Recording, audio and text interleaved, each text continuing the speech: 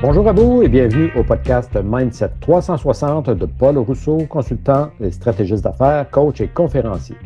Dans ce podcast, je reçois Brian Dion de Follow Communication.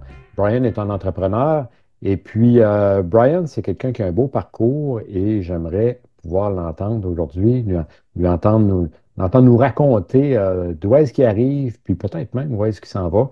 Alors bonjour Brian, comment ça va aujourd'hui? Bonjour Paul, ça va bien, merci. Oui, super. Parce que on sait que la neige, c'est peut-être la dernière. Hein? Donc... C'est un sujet que je préfère ne pas aborder. c'est bon, c'est bon.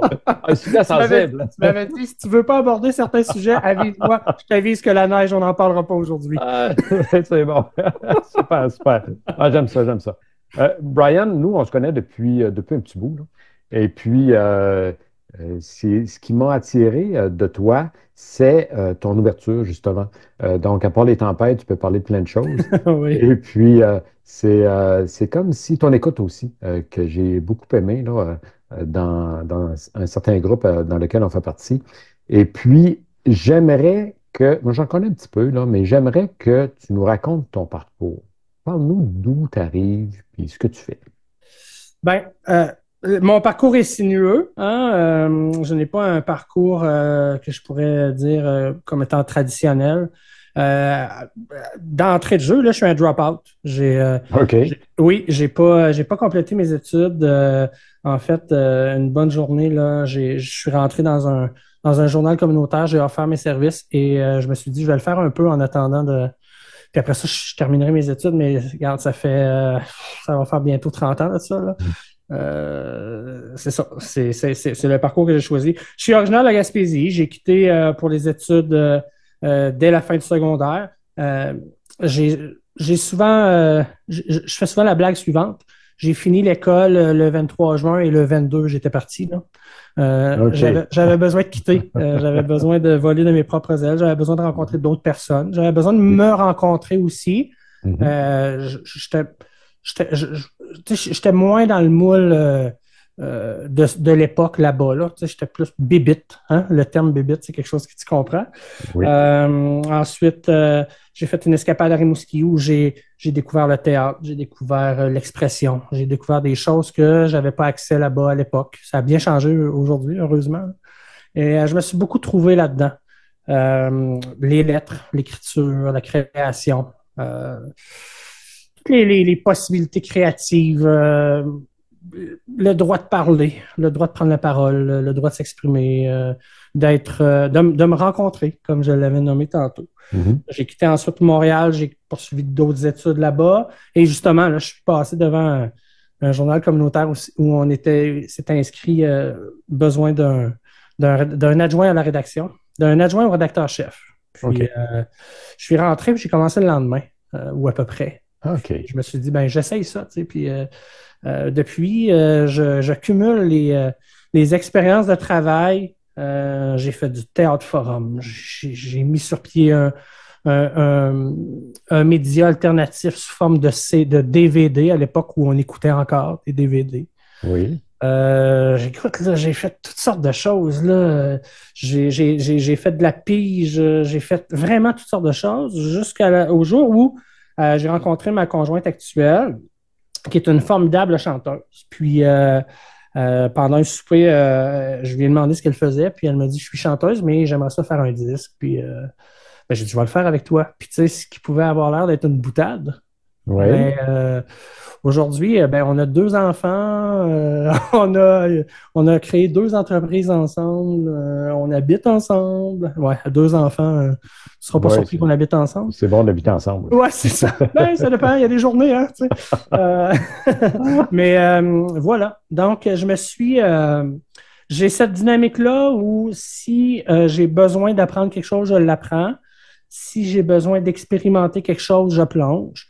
Puis je me suis formé. Je me suis Mhm. formé. Je me suis formé puis je me garde informé. Et c'est sans doute pour moi là, la clé du succès qu'on connaît, c'est que j'essaie de toujours de voir un coup à l'avance sur ce qui s'en vient, sur ce qui se passe. Puis, je suis ambitieux, puis je l'assume. Mhm. Puis, je suis impliqué, je parle fort, je chiale. Je me fais entendre. Il y a des gens qui aiment moins ça, mais ceux qui aiment ça, ben, je travaille avec eux, puis c'est super agréable. Oui. Ah, super, super. Tu as beaucoup de choses ici, là. Tu viens de mettre plusieurs ingrédients. Il y a beaucoup de recettes là-dedans. Écoute, je viens de te passer, je viens de te faire la passe, là. Fait Ah que oui, je vois tu ça, ça peux, tu appelait peux ça. choisir ce que tu fais avec, Ah là. oui, sur la palette, absolument. Le théâtre, est-ce que tu t'exprimes encore? Ou de quelle façon tu exprimes ce que tu as appris en théâtre? Ben, dans mon personnage d'entrepreneur, hein, Mhm. dans mon Personnage entrepreneur. ben oui, je pense que tous les entrepreneurs ont un personnage. Mhm. Je crois pas qu'on peut être dans cette dynamique-là chez soi, avec ses proches toujours, là. Je pense qu'on a un chapeau, hein. Moi, OK. je dis qu'on je mets la switch à entrepreneur là, quand j'arrive au Mhm. bureau ou quand je rencontre quelqu'un. Dans l'enseignement aussi, parce que je ne l'ai pas mentionné tantôt, mais j'enseigne en lancement d'entreprise. Puis dans l'enseignement aussi, le théâtre, pour moi, c'est un gain de confiance. C'est une, ça a été aussi une façon d'expérimenter l'effet que je pouvais avoir sur des gens qui m'écoutent. Oui, OK. Je suis moins corporel, là. Je ne me suis pas trouvé corporellement dans le Mhm. théâtre, là, mais vraiment dans l'intention, dans le ton, dans la Oui, confiance. Puis ça, ben, je te le dis, là, à tous les jours, ça me sert. Faites beaucoup d'impro aussi. Tout ça, là, cette façon-là de s'exprimer avec confiance puis de se lancer dans le vide un peu, là, oui, mais tout ça, ça m'accompagne à tous les jours dans mon personnage d'entrepreneur. Oui, oui. OK, OK. Donc, oui, donc tu as trouvé plusieurs médias pour pouvoir t'exprimer. oui. Et puis, tu le fais, t'aimes les gens. T'aimes les gens aussi. Puis, Écoute, Paul, j'aime les gens. J'aime des gens. OK, t'aimes pas tout le monde, toi, là. Ben, je pense pas que personne aime tout le monde, mais tu Mhm. sais, j'aime tellement. Je suis un peu sauvage. Quand j'enlève mon chapeau d'entrepreneur, Oui. je suis vraiment pas. Je suis très sauvage. OK. Pour moi, là, si ça cogne à la porte, là, c'est un drame. Là. Tu vois ce que je veux dire? Alors que quand Oui. je suis quand je suis en mode affaires, je suis prêt à accueillir le monde, là, tu sais. Mhm. Mais j'aime des gens. J'aime mes gens. Ouais. J'aime OK. mes gens. Oui. Ouais, je OK. le dirais comme OK. ça. Ouais. OK. Donc, chaque moment, tes personnes. Et puis, oui, oui, ça, c'est important. Et puis, parfois tu trouves peut-être sauvage, mais je crois qu'il y a plusieurs personnes qui peuvent s'identifier comme ça. Moi, le premier. Tu vois, là, j'ai les mêmes amis depuis toujours. Oui. Moi, là, chez ma mère, c'était écrit, je crois que c'est encore écrit, les amis, c'est la famille qu'on choisit. Mhm. Et c'est resté pour moi. J'ai les mêmes amis depuis primaire, secondaire, c'est les mêmes amis. Il y a toujours de la place pour des nouvelles amitiés. Je fais toujours de la place. Oui. Mais mon noyau dur, là, c'est le même Mhm. depuis toujours. OK. Euh, donc, effectivement, là, c'est un niveau d'engagement avec les gens aussi. Là. Oui. C'est peut-être là où je me trouve sauvage un peu. C'est que je vais avoir mon monde que je choisis. Tu sais, ici, Mhm. au bureau, on organise des 5 à 7. C'est un peu toujours les mêmes gens qui gravitent autour du bureau, qui forment notre entourage, si tu veux. Oui. Oui. Donc, ben, je suis là-dedans. Là, tu sais. Fait que quand je suis chez nous, là, ouh là là, je suis une personne différente, très différente. OK. OK. Super. Et puis, bon, tu as parlé d'entrepreneuriat. Tu enseignes aussi l'entrepreneuriat. Tu m'as déjà dit que tu étais un geek de Ouais. l'entrepreneuriat.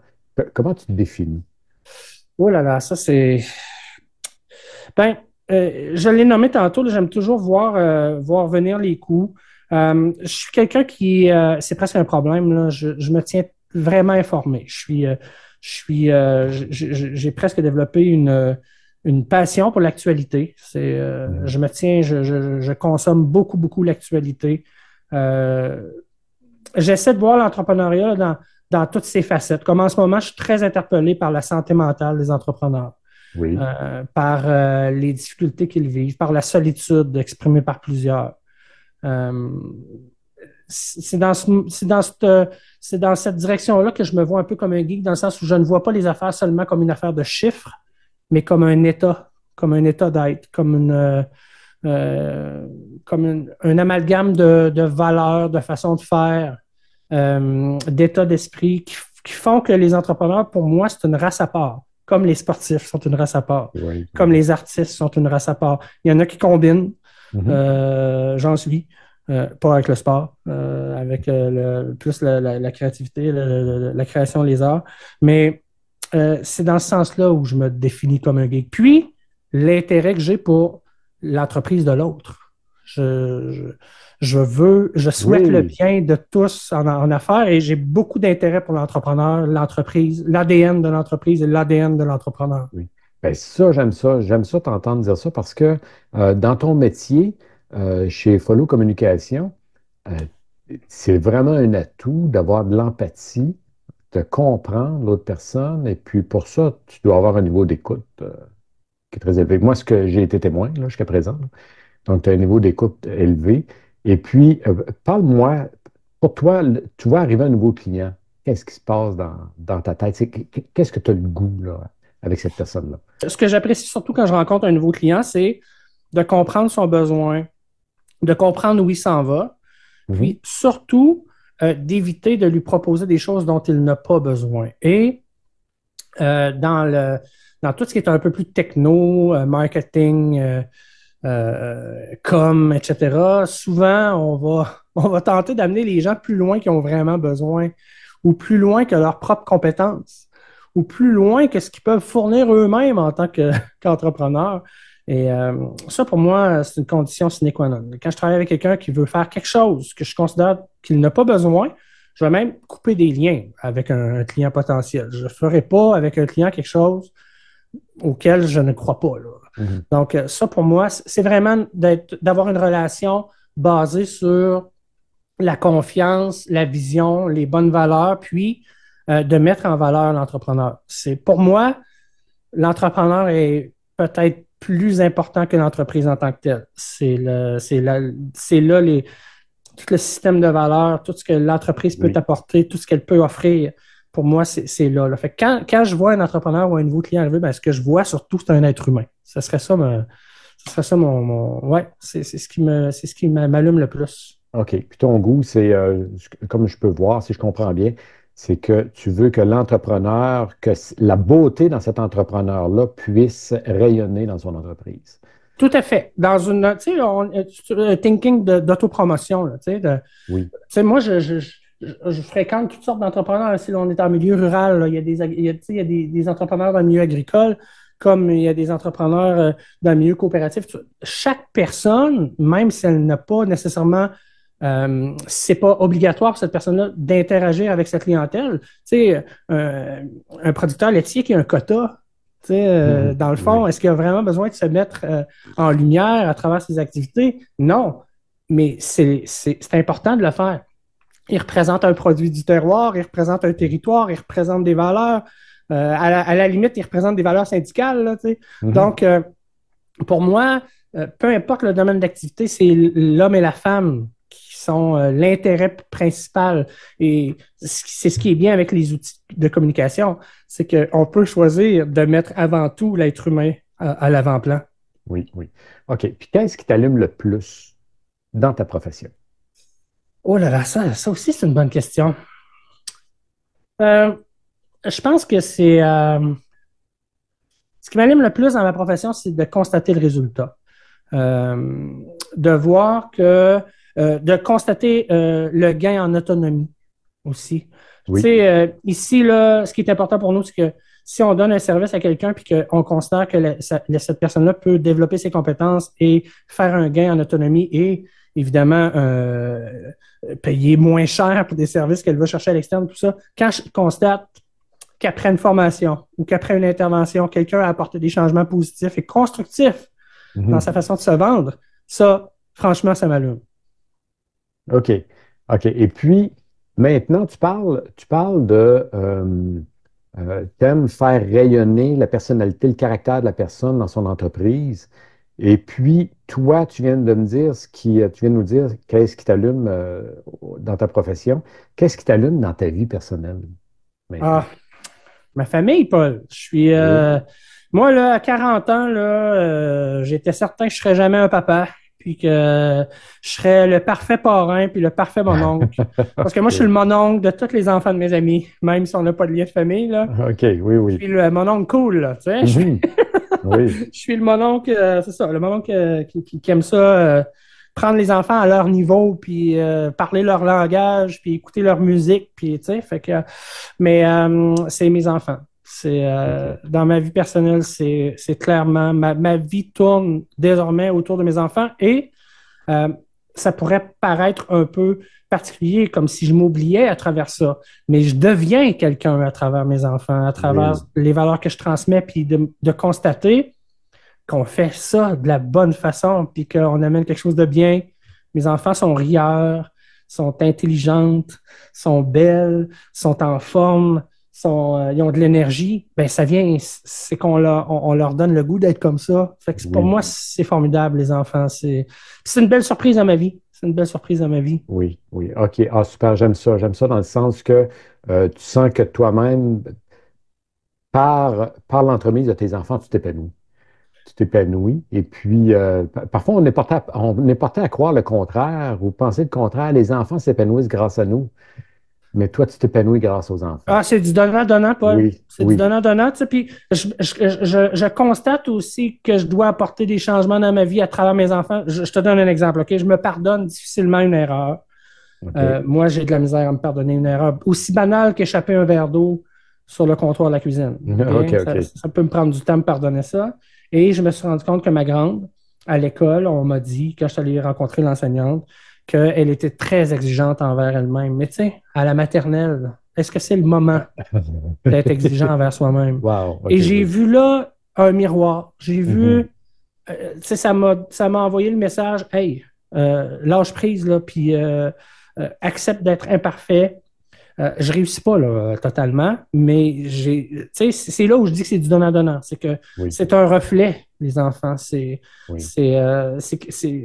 C'est un résultat de nous aussi. Donc, on Oui. constate ce qui a changé. Puis, je veux pas qu'elles grandissent avec les mêmes défauts que Mhm. moi. Donc, il faut les corriger à la base, c'est-à-dire Oui. en tant que parent. Là. Oui, oui, les enfants, c'est un Ouais. beau prolongement de Oui, nous-mêmes. Et puis, parfois, s'il y a quelque chose qui nous agace de la part des enfants autour de la table, il faut se regarder soi-même. Hein? je suis complètement d'accord et je m'agace beaucoup. Donc, tu comprendras que parfois les enfants m'agacent un peu, Oui, mais au final, c'est la plus grande joie qui m'a été donnée. Là, ça, c'est clair. oui, oui. Ah, Ouais. super.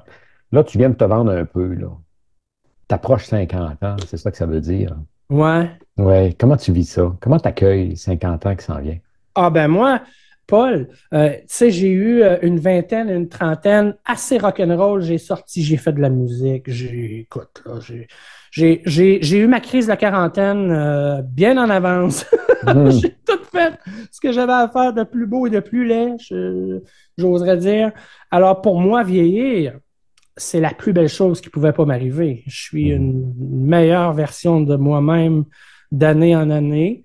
Mes amis les plus proches me le confirment, me le disent, que je suis plus agréable à côtoyer en vieillissant. Oui. Puis je me tolère mieux aussi en vieillissant. Ma fibre demeure la même. Là.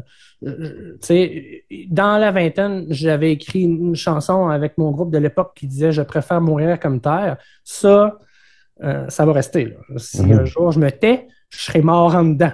Ça, c'est Oui. sûr. OK, OK. Mais Oui. non, j'ai aucun problème avec le fait de vieillir, au contraire. Puis les gens me disent que j'ai l'air plus jeune que mon âge. Moi, je le sais que j'ai mon âge, là. Je le ressens, mais non, j'adore vieillir. Je vais le dire comme ça même. Puis, tu sais, Mhm. moi, ma mère, qui est une femme exceptionnelle, qui a 88 ans aujourd'hui, joue avec les enfants, joue au ballon avec les enfants. Alors, je retourne le miroir de ce côté-là, hein, comme je le fais aussi Oui. avec mes propres enfants, puis je me dis, ben, Mhm. je m'en vais là, moi aussi, puis ça m'encourage, tu sais. Oui, oui. C'est comme si la destination est belle. C'est ça, ouais. Oui. OK, OK, super. Et puis, aujourd'hui, en arrivant à 50 ans, qu'est-ce qui te motive? Ben, c'est sûr que quand on est un jeune papa de 48 ans, on n'a peut-être Mhm. pas les mêmes motivations qu'un papa de 48 ans qui voit ses enfants quitter pour les études. Hein? On Oui. s'entend là-dessus.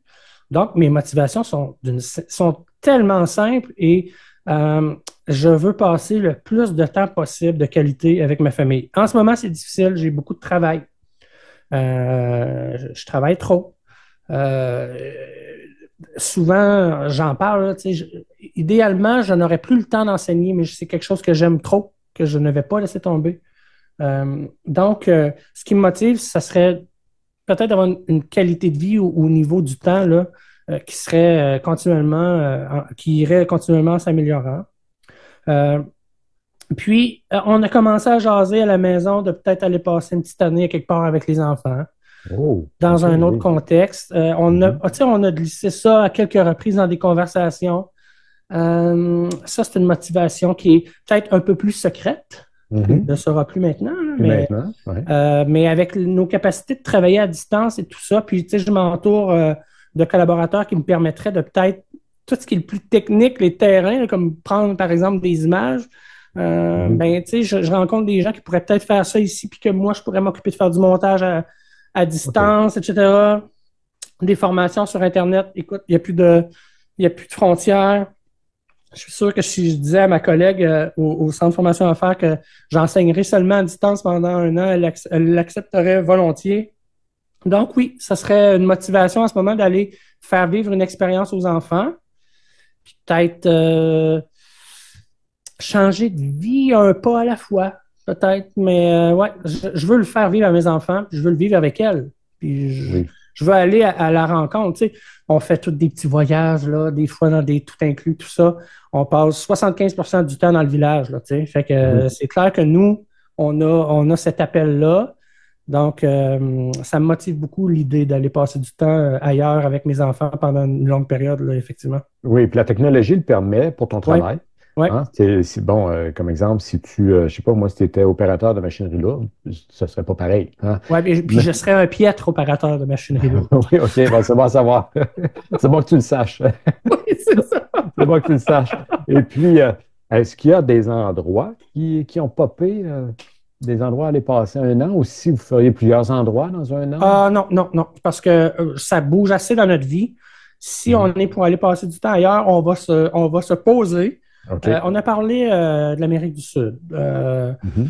euh, pour le rythme de vie, pour la qualité en général de la vie là-bas, puis de la proximité aussi. Tu sais, je suis en affaires, là. Je peux pas quitter complètement, là. Si je Non. dois revenir rapidement, je trouve que c'est intéressant.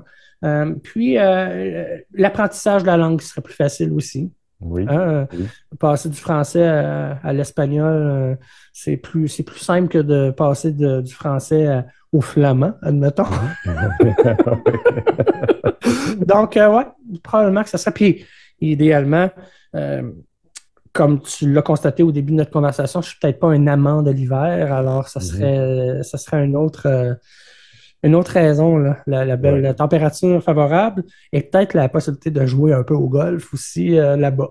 Ça serait le OK, fun. OK. Donc, une Ouais. petite pause pour un an, là, et puis Ben, une avoir. pause, en tout cas, je ne sais pas si je pourrais appeler ça une pause parce que je ne m'arrêterai pas, mais un nouveau contexte pendant un an. Mhm. Je le dirais comme ça. Oui, OK. Ouais, OK.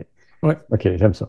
Et puis, je t'amène ailleurs parce que je sais que tu aimes contribuer. ouais. Socialement, t'as un appel à ce niveau-là. Peux-tu nous en parler un peu? Ah, écoute, ça, je me questionne des fois parce que je me mets dans le trouble. Ah oui, parle-nous de ça, oui. Ben, tu sais, je m'engage dans des choses, ça prend du temps. Tu sais, j'essaie là, de mieux calculer mes engagements, là. Oui. Mais pour moi, je vais te le dire, ce ne sera pas très original. C'est que j'ai le goût d'offrir à des gens ce qu'on m'a pas offert. Je te donne l'exemple le plus probable, là, c'est que il y a quelques années, avec des amis issus du milieu des affaires, dont mon ami André Amiotte, on a fondé le comité des jeunes leaders d'affaires de Bellechasse, qui était plus ou moins un club social construit autour de l'entrepreneuriat jeunesse. Mais ce qui était drôle là-dedans, c'est qu'André et moi, on avait déjà, surtout lui, passé la quarantaine quand on a mis ça sur place. Alors les gens nous se demandaient c'était quoi notre motivation. Ben, c'était celle-ci, c'était moi j'aurais aimé, dans la vingtaine, qu'on perçoive mon potentiel entrepreneurial et qu'on m'accompagne là-dedans dans un Oui. autre contexte que scolaire ou de loisirs. T'sais. Oui. Fait Oui. qu'on voulait créer quelque chose, on voulait créer une symbiose autour de la jeunesse entrepreneuriale. Ça a super bien été. Puis tu vois, aujourd'hui, là, ben, au tournant des fêtes, on s'est entendu avec la Chambre de commerce régional ici qu'ils allaient prendre la relève, qu'ils allaient créer une jeune chambre de commerce pour donner une suite à tout ça. Alors, nous, on cède cette chose à la chambre de commerce et on a l'impression du devoir accompli. On a l'impression du devoir accompli. On a eu la pandémie pendant cette période-là et là, ça a battu l'aile un peu, mais on a réussi à garder ça en vie et on est très heureux de ça. Donc, puis l'autre aspect de mon implication dans les dernières années, c'est beaucoup avec la guignolée puis la sécurité alimentaire. Parce que je suis conscient de la pauvreté, je la vois, elle me touche. J'ai été étudiant, j'ai été jeune travailleur autonome, ça n'a pas été toujours facile. Là, ça arrive dans la vie, hein? Oui, tout à fait. Ça arrive. Tout à fait. Puis, à notre époque où tout est encore plus cher qu'avant, je trouve ça encore plus important. Puis, c'est pas, je veux pas changer le monde, je veux juste faire ma part. Puis, la sécurité alimentaire, pour moi, c'est hyper important. Tu vois, ça fait 4 ans là, avec les organismes là, dédiés à la sécurité alimentaire ici qu'à chaque année, là, on s'implique là, pour la guignolée. On fait tous les travaux de promotion à nos frais. On fait des dons. On s'implique là-dedans. Puis, excuse-moi, tu l'entends-tu la notification? Oui, mais t'es un gars occupé, toi? Oui, c'est ça, je suis désolé. Voilà. Excuse mes notifications. C'est que, voilà, on s'implique là-dedans. Puis là, la mère de ma conjointe est malade, qui est aussi mon associé. Ma conjointe qui est aussi mon associé. Mon associé a perdu sa mère de l'Alzheimer. C'est la maladie que vit aussi ma belle-mère et tout ça. Et j'ai l'impression qu'on va peut-être aussi peut-être faire quelque chose pour les prochains aidants. On a discuté en équipe. Ces gens-là sont tellement isolés. On les supporte du mieux qu'on peut. Mais moi, ma mère est proche aidante depuis plus de 60 ans. J'ai une sœur qui fait de la paralysie cérébrale. Je te dirais que la majorité des parents auraient abandonné. Et ma mère est encore là pour ma sœur. Et je pense que c'est important. Là, l'approche aidante, c'est quelque chose qu'on néglige. Dans nos sociétés en Amérique du Nord, de toute façon, les personnes âgées, c'est quelque chose qu'on tasse dans un coin. Il y a des cultures qui prennent beaucoup mieux soin de leurs aînés. On devrait calquer un peu ce modèle-là. Mais ouais, c'est pas... l'idée, c'est pas de se mettre... Parce que, soyons francs, là, il y a des gens qui s'impliquent sur des CA, il y a des gens qui s'impliquent sur des causes et tout ça, c'est parce qu'ils veulent rayonner à travers ça. On ne se cachera pas, là. C'est pas... Moi, si je veux... Si on est capable, par nos actions, d'apporter plus de nourriture sur la table des gens dans le temps des fêtes, ben pour moi, ça, c'est essentiel. Oui, c'est essentiel. Absolument. Absolument. Ben, j'aime ça. J'aime ça que tu en parles. Et puis, ici, ce que je retiens, et puis c'est très fort ce que tu viens de dire là, Brian, je ne veux pas changer le monde, je veux juste faire ma part. Et si tout le monde pensait comme ça, notre monde ne serait pas le même. C'est clair. C'est clair, mais tu sais, je faisais une blague dernièrement, tu sais, je disais que on n'a plus de projet collectif. Hein, les gens, plus c'est facile à communiquer, plus les gens sont individualistes, ce qui est un grand paradoxe. Et on n'a plus de projet collectif. Hein? Fait que je pense qu'il faut faire des gestes individuellement pour que la collectivité en profite. Oui, absolument. Qu'est-ce que tu aimerais changer justement dans la société, là, spécifiquement? Oh là là, Paul! Écoute, j'aime ça, tu me surprends. J'aime ça. Probablement que la chose qui m'inquiète le plus, c'est tout ce qui est éducation. Comme exemple? Je pense qu'on prend les jeunes puis on les traite tous de la même façon alors que on ne laisse pas sortir le potentiel de certains. Tu sais? Puis dans les dernières décennies, je trouve qu'on a voulu tellement rassembler les gars, les filles, les manuels, les plus créatifs, tout ça, pour essayer que tout le monde se sente inclus, qu'on exclue ceux qui ont un talent particulier. Oui, absolument. Niveler par le bas ne serait pas le terme, c'est trop péjoratif. Mais on nivelle, tu sais. Fait que tout le monde pareil, tout le monde dans le même moule, tout le monde, tu sais. Puis ça, je trouve ça épouvantable. Parce qu'on éteint des passions de cette façon-là. On éteint des flammes, on empêche des gens de prendre leur envol de cette façon-là. Puis ça, je trouve ça. Mais je comprends, par exemple, que dans une école primaire ou dans une école secondaire, quand on a 30 élèves devant soi, prendre la peine de donner un temps supplémentaire à Arnaud puis à Charlotte, c'est pas facile. Non, c'est pas facile. C'est un défi. Est-ce qu'on devrait faire plus de place aux parents dans le système scolaire? Est-ce que les parents veulent la place aussi? Oui, mais il y en a qui la veulent. Oui. Est-ce qu'on devrait faire de la place à une forme de mentorat dans le milieu scolaire? Je ne le sais pas, mais je n'ai pas de solution miracle. Mais ce que je souhaite, c'est qu'on reconnaisse les individus dans les collectivités scolaires et leur potentiel et leurs couleurs. C'est les couleurs. C'est cette couleur-là de chaque jeune qui forme un tout qui est magnifique, là. Oui. Si tout le monde est beige, ça va être triste. Oui, absolument. Absolument. Et puis j'aime ça parce qu'on n'est pas là où on est. Tu as apporté plusieurs caractéristiques qui démontrent bien le changement où on est rendu aujourd'hui comparé à nos parents, comme exemple. Ouais.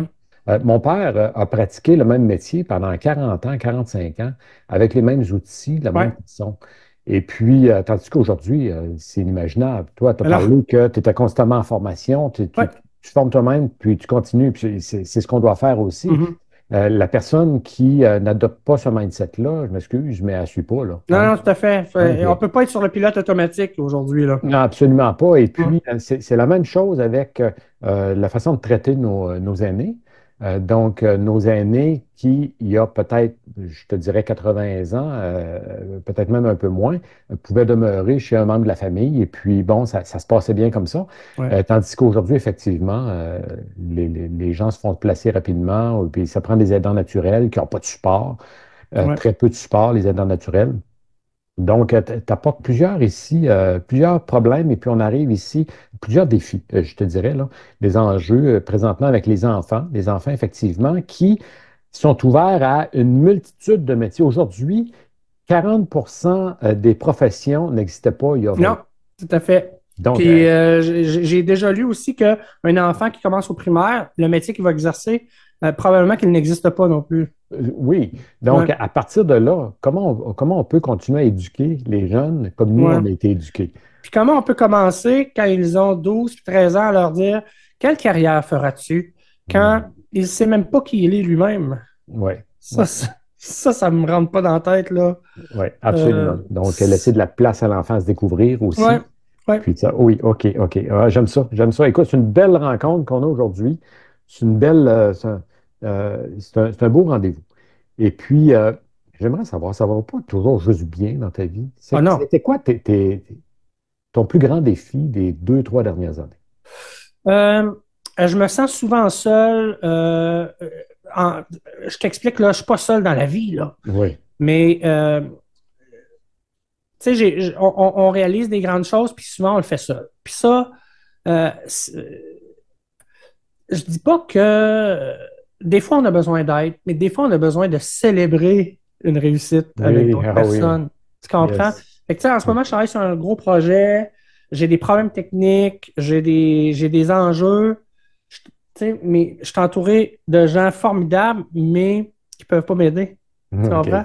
Je trouve ça très difficile. Je trouve difficile aussi, des fois, dans mon groupe d'amis, je me sens seul à avoir la réflexion de croissance, là, de croissance.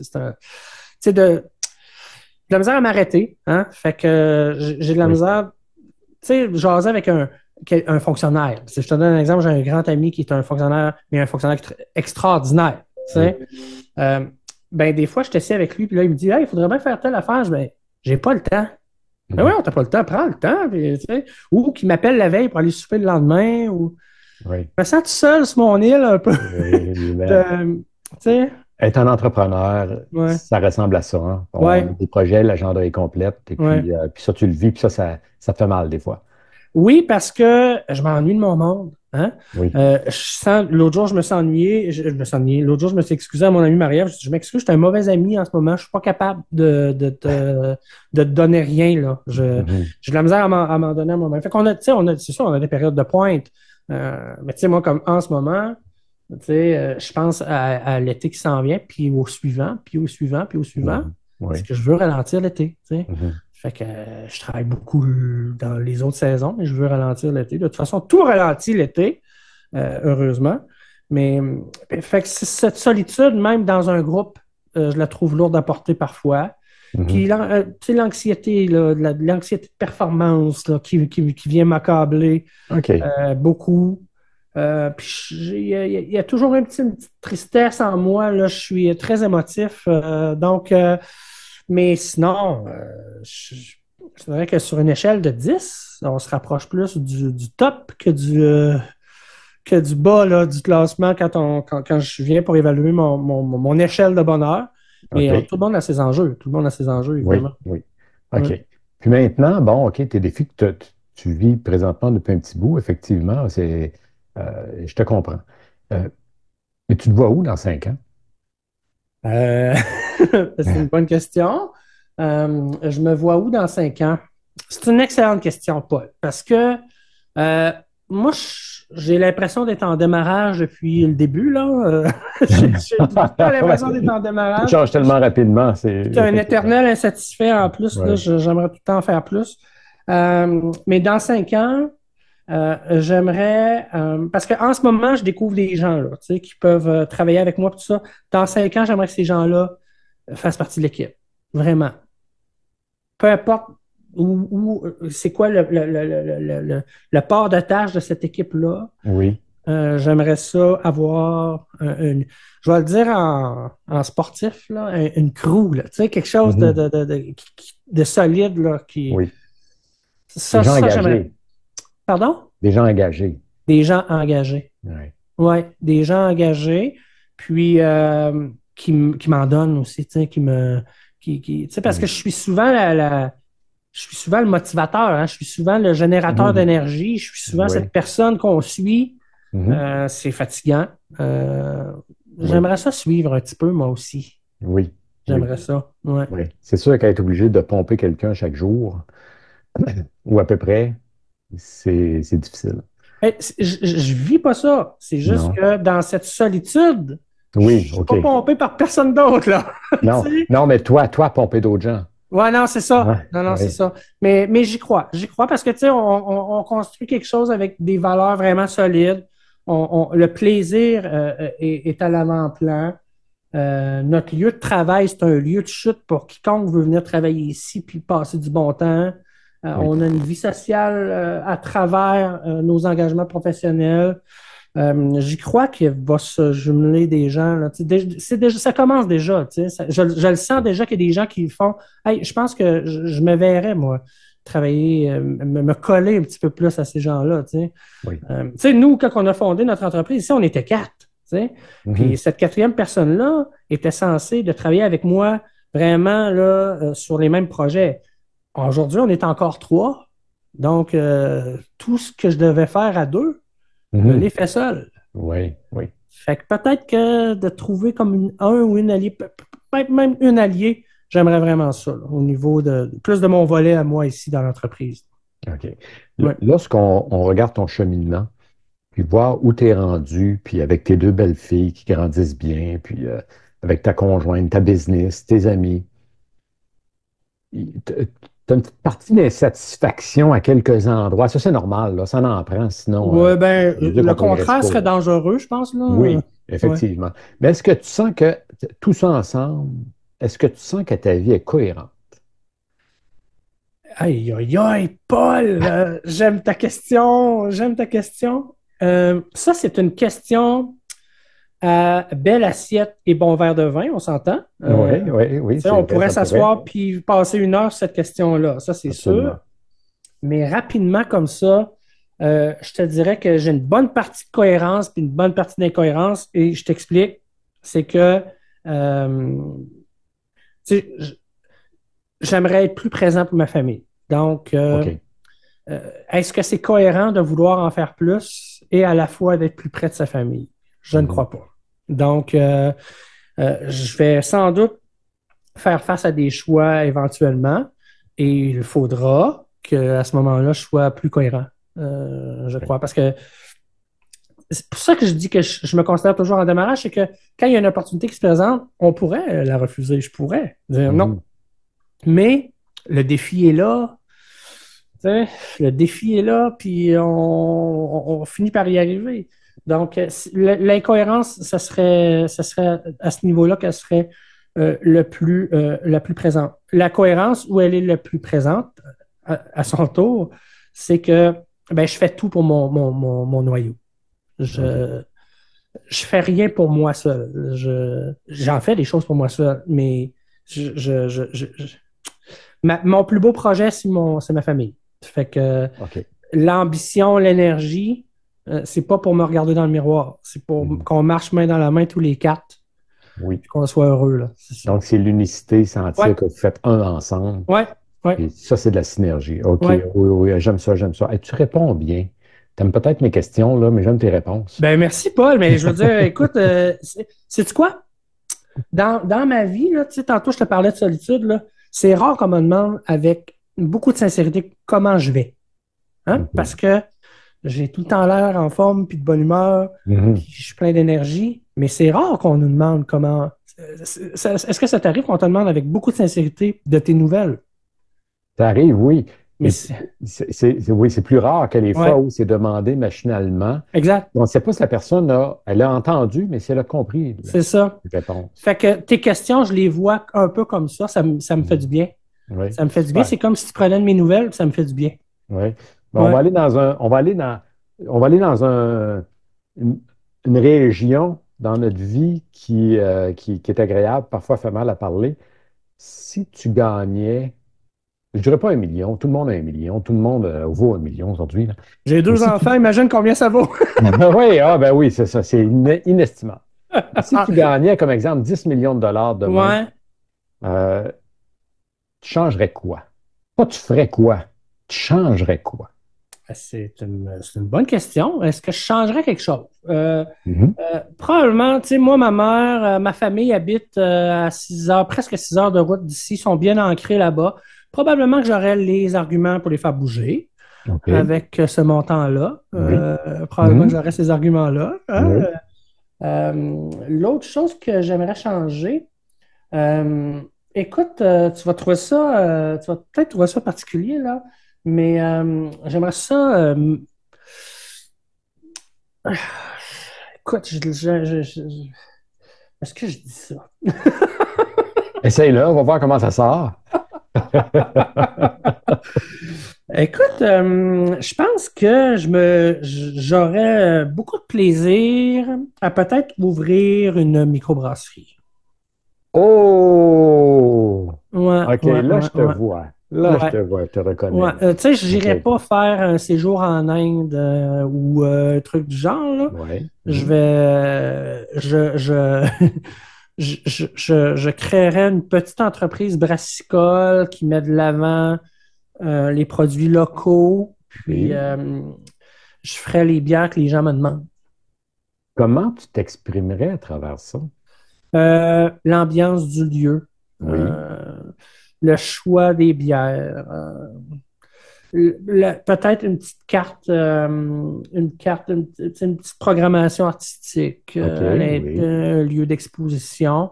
Euh, Peut-être en employant des gens qui sont pas destinés au marché du travail. Euh, J'arriverais à avoir une portée sociale avec mon entreprise, là. Mais puis je pourrais probablement que je pourrais le faire sans aller gagner 10 millions. Mhm. Mais il y a tellement de belles entreprises brassicoles en ce moment. Oui. Donc, il faudrait vraiment que j'apporte quelque chose qui va au-delà du désir de faire des profits, là. Donc, Oui. ouais, ça serait. Il y a des. Tu sais, ici, moi, j'habite en Bellechasse, là. Yannick et moi, mon associé, on dit souvent qu'on est les deux seuls gars de Bellechasse qui n'ont pas des réblières, là, tu sais. Oui. Puis là, ici, pour nos auditeurs d'Europe, Bellechasse, c'est pas un sport, c'est un endroit, Oui, c'est une oui, et région. je ne suis pas chasseur non plus. Donc, ça serait mon érablière à moi. OK. Ouais, OK. Ah, ouais. super. Donc, tu vas retourner aux sources et puis le côté d'une microbrasserie, je vois beaucoup l'aspect social. Ouais, ouais, ouais. L'aspect social, beaucoup, beaucoup, beaucoup. Ouais, ouais, ouais. Puis, Et tu sais, puis, servir la bière, écouter. Puis j'aurais la maturité nécessaire pour le faire parce que je l'ai déjà fait et je manquais peut-être un peu de maturité à l'époque. OK. OK. Et puis, le nom de ta première bière, ce serait quoi? Ça, c'est une bonne question. Bon, là, je sais que à travers le milieu de la microbrasserie, là, il y a comme les gens se challenge à Oui, oui. savoir qui va avoir le nom de bière le plus original ou le plus drôle. Si Mais quelqu'un d'autre le sort avant toi, ouais. on l'aura entendu ici en premier. Ouais, ben, tu sais, mon premier enfant s'appelle Lou, c'est une fille, elle s'appelle Lou. Probablement que, tu sais, j'irais dans une gueule de loup, OK. mais pas une Mhm. gueule de loup avec un P, une gueule de loup Mhm. LOU. L-O-U, et Oui. que j'imagerais un peu ce premier enfant qui m'a rendu tellement heureux. Puis, ben, c'est certain que la deuxième s'appellerait Jeanne la banane. Jeanne la banane. Ouais, OK. Et parce que pourquoi? c'est le petit nom de ma fille. On la surnomme Jeanne la banane. Jeanne la banane. Donc, on OK. aurait la gueule de loup et la Jeanne la Mhm. banane, OK. probablement. OK. Puis te Ouais. connaissant, je suis convaincu que le design de cette bière-là, de l'étiquette, serait que parfait. Oh, on apportera un soin, ça c'est sûr. Puis en plus, j'aurais les moyens de faire appel au service de mon associé. Ah, super, super. J'aimerais qu'on se transporte un petit peu vers un podcast parce que toi, tu Oui, animes un podcast. Et puis, oui. parle-nous, j'aime bien le nom, je veux l'entendre de ta bouche. Ben, le podcast s'appelle La Switch à homme. Ah ben, tu Hein? parles, là. La Switch à homme, là, et puis Oui. là, écoute, l'histoire du nom de ce podcast-là est tellement c'est anecdotique, là. Tu sais, j'étais dans un stationnement de la banque. Ma blonde était. Hey, pour les Européens, ma blonde, là, c'est ma conjointe. Hein? Oui, oui, Ma blonde, effectivement. ma blonde qui n'est pas blonde. Ma blonde était à la banque, je l'attendais dans l'auto et j'écoutais une émission à la première chaîne de Radio-Canada. Et on méprisait un peu certains aspects de l'homme. Et ça, moi, je trouve qu'il y a des doubles standards là, de nos Oui. jours. Là. C'est qu'on peut dire à peu près n'importe quoi d'un homme. Euh, et ça change, là, heureusement. Là.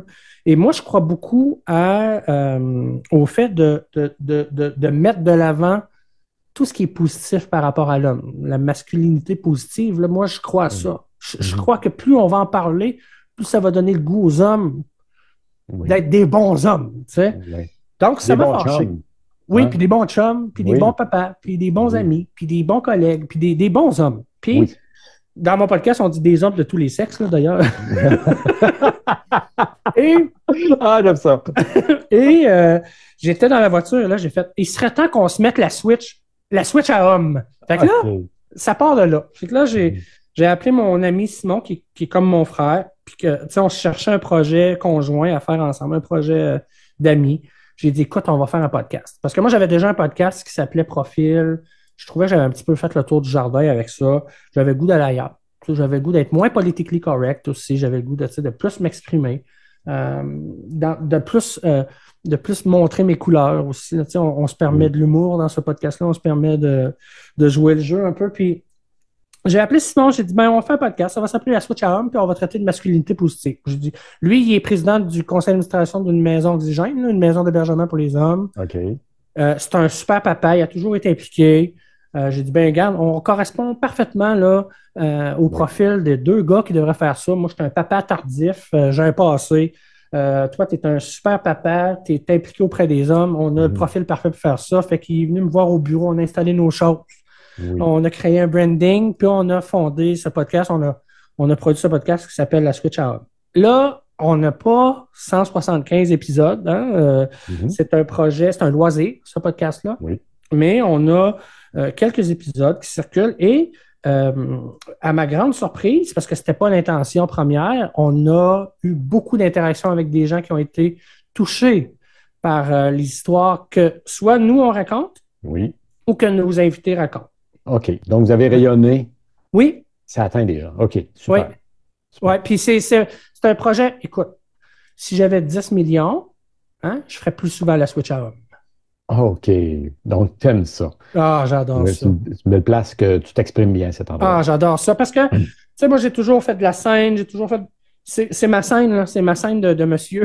Oui, oui, oui, oui. J'aime Oui. ça. Puis c'est un tu sais, il y a une liberté incroyable dans le podcast, là. Bon, là, il y a des gens qui font des émissions scénarisées puis qui appellent ça un podcast. Là. Ça c'est non. Ça, ce n'est pas un podcast. Là. Dans le podcast, il doit y avoir une liberté totale. Là. Oui. C'est pas un OK. documentaire audio qu'on fait. C'est vraiment, on met un micro là où des gens jasent. C'est très voyeur, hein? C'est du voyeurisme, Oui. à la limite, Oui. le podcast. Et c'est une forme que j'apprécie particulièrement. C'est très à l'image de nos outils de promotion aussi. On décline, hein? On est à l'ère de la déclinaison. Le podcast est une déclinaison qui m'interpelle plus particulièrement parce que on peut l'écouter dans tous les contextes, en voiture, dans le bain, en vacances, n'importe où. Donc, j'ai commencé très tôt à faire du podcast. J'étais sur le conseil d'administration d'une radio communautaire, puis j'ai dit, écoutez, j'aimerais ça avoir un podcast, puis utiliser vos studios pour le faire. Pas de problème, Brian, mais il va falloir que tu diffuses ton podcast sur nos ondes. Pas de problème. Alors, j'ai commencé très tôt à faire du podcast. J'ai adoré ça. J'adore ça encore. Oui. OK, OK. Vois-tu, le ton a monté lorsque tu t'es mis à parler c'est de podcast, et puis c'est une passion, hein? Et puis ça te ramène peut-être le théâtre, ça me ramène tout ça. tout ça, hein? L'impro, ça me ramène tout ça. Puis, c'est la possibilité de toucher des gens auxquels on n'a pas accès aussi. Oui. Je pense qu'on peut faire une différence encore plus auprès des gens qu'on ne connaît pas. Parce qu'ils n'ont pas de préjugés envers nous. Oui. Ils ne nous connaissent pas, fait qu'ils nous écoutent comme on est.